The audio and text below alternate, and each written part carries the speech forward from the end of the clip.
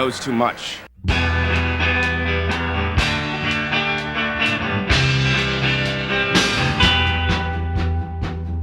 The Irish Republican Army formed in 1917 as a militant independence movement and went through a few transformations over the decades, emerging in 1969 as a Marxist organization advocating extreme violence.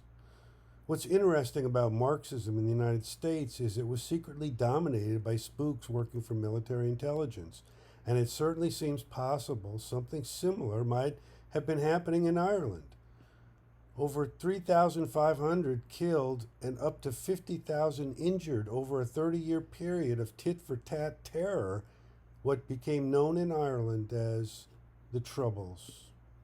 Originally formed as the Downbeats Quartet in 1962, the name changed to the Miami Show Band, led by Dickie Rock.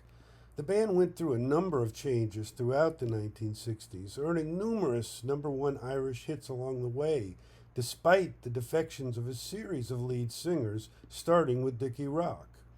The Irish show bands, of which around 700 existed at peak, were different from American garage bands of the same era, as they typically included horn sections and played covers of well-known pop and soul tunes, unlike those gritty four-piece guitar bands that proliferated in the USA.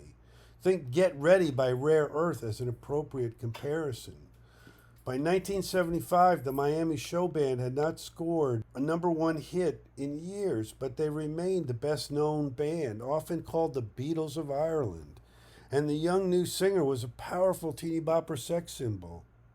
At the time, the band was composed of 4 Catholics and 2 Protestants. And although they had no overt political content in their lyrics, the fact they represented a successful mix of both cultures made the group a potential lightning rod for peace simply by drawing audiences from both sides into the same venue. Paul Ashford was the bass player and lead singer in 1972, but was asked to leave the band after complaining playing gigs in Northern Ireland was putting his life at risk. Ashford was replaced by Stephen Travers on bass and the dynamic Fran O'Toole on vocals and keyboards. Even Ashford has to admit the change was an upgrade, as he described O'Toole as the greatest soul singer in Ireland.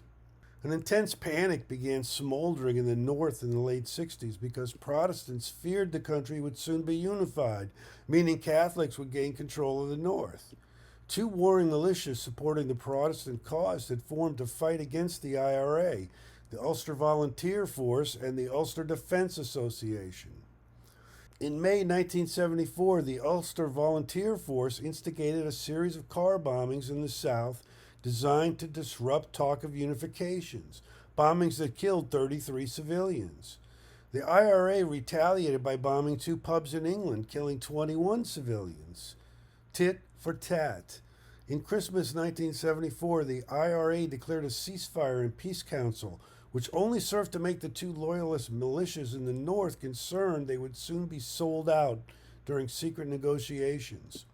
Something big and transforming was required to keep hostile fires burning, and deep inside the bowels of MI5, a plan was formulated on how to reinvigorate the war. Suddenly, the leader of the Ulster Volunteer Force, Mid-Ulster Brigade, Billy Hanna, was assassinated by his own organization.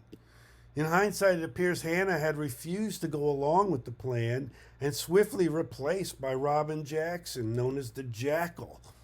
Many suspect Jackson murdered Hanna to prevent him from exposing the plot.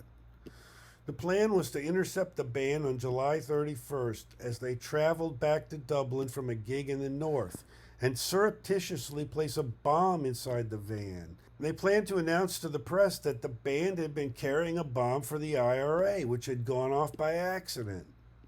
Everything went according to plan until that bomb unexpectedly went off while being placed under the driver's seat.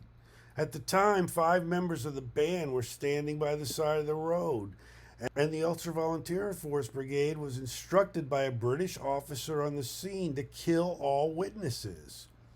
2 of the band survived by playing dead.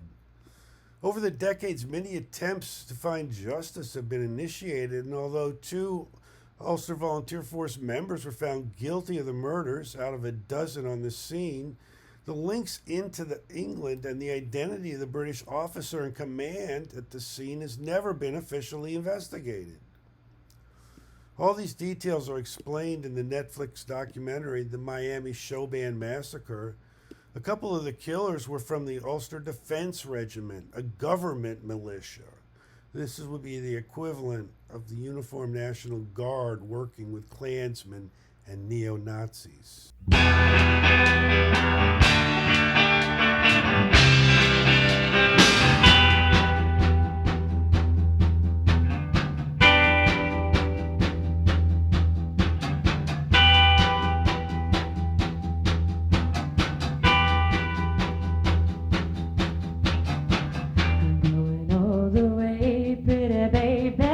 Before my time is through, I'm going all the way, pretty baby, to see